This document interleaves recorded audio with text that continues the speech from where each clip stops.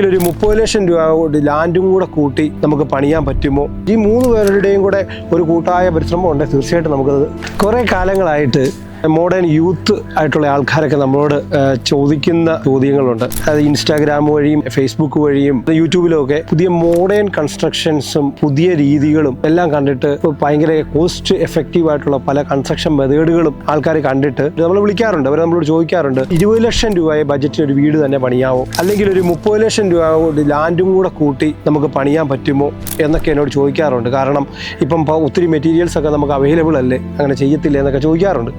പലപ്പോഴും എനിക്കും പറയാനുള്ളൊരു കാര്യം എന്താ വെച്ചാൽ, വ്യക്തമായൊരു പ്ലാനിങ്ങും അതുപോലെ തന്നെ വ്യക്തമായ രീതിയിലുള്ള എസ്റ്റിമേറ്റും അതനുസരിച്ചുള്ള കൃത്യമായ രീതിയിലുള്ള വർക്കുകൾ മുന്നോട്ട് പോവുകയാണെങ്കിൽ ഒബ്വിയസ്ലി നമുക്ക് പറയാൻ പറ്റുന്നൊരു കാര്യം എന്താണെന്ന് വെച്ചാൽ, നമുക്ക് അതിലേക്ക് റീച്ച് ചെയ്യാൻ ഒരു 95% മേലെ നമുക്ക് റീച്ച് ചെയ്യാൻ പറ്റുമെന്നുള്ളത് തന്നെയാണ്. പക്ഷേ പലപ്പോഴും നമ്മുടെ ഈ പ്ലാനിങ്ങിലും അങ്ങനെയുള്ള കാര്യങ്ങളിൽ വരുന്ന അപാകതകൾ പലപ്പോഴും നമ്മൾ അതിലേക്ക് റീച്ച് ചെയ്യാൻ പറ്റാതെയും പോകാറുണ്ട്.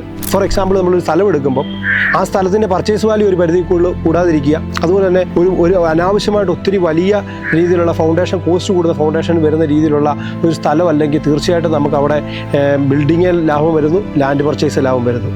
അതുപോലെ തന്നെ നേരത്തെ വീഡിയോ പറഞ്ഞ പോലെ സൈറ്റ് സെറ്റപ്പ്, നമ്മൾ ഓരോ വർക്കുകൾ പ്രയോറിറ്റൈസ് ചെയ്ത് ചെയ്യുന്ന കാര്യത്തിൽ വളരെ ഇമ്പോർട്ടൻസ് ഉണ്ട്. അതായത് റീറ്റേണിംഗ് വാൾ ചെയ്യുന്നു, ബിൽഡിംഗ് പണിയുന്നതിന് മുന്നേ റീറ്റേണിംഗ് വാൾ ചെയ്ത് കഴിഞ്ഞാൽ അവിടെ സ്ഥലം പ്ലെയിനായിട്ട് കിടക്കുന്നതുകൊണ്ട് ലോഡ് ചെയ്യാൻ പറ്റുന്നു, അപ്പോൾ അവിടുത്തെ കോസ്റ്റ് കുറയുന്നു.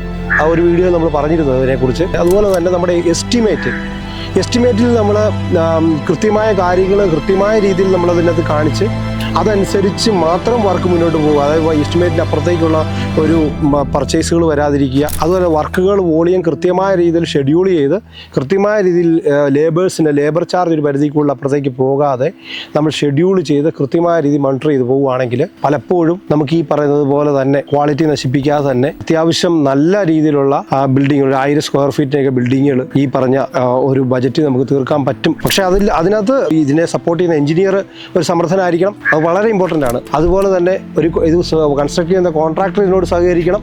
അതിനപ്പുറത്തേക്ക് എല്ലാം തന്നെ ഈ എസ്റ്റിമേറ്റിനെ ഫോളോ ചെയ്യുവാനായിട്ട് ടൈമിംഗ് ആയിട്ട് ഓരോ കാര്യങ്ങൾ കൃത്യമായ രീതിയിൽ കൃത്യനിഷ്ഠയോടെ പോകാൻ ക്ലയൻറ്റും സഹകരിച്ച് ഈ 3 പേരുടെയും കൂടെ ഒരു കൂട്ടായ പരിശ്രമം ഉണ്ടെങ്കിൽ തീർച്ചയായിട്ടും നമുക്കത് സാധിക്കും എന്നുള്ളത് തന്നെയാണ്. Okay, thank you.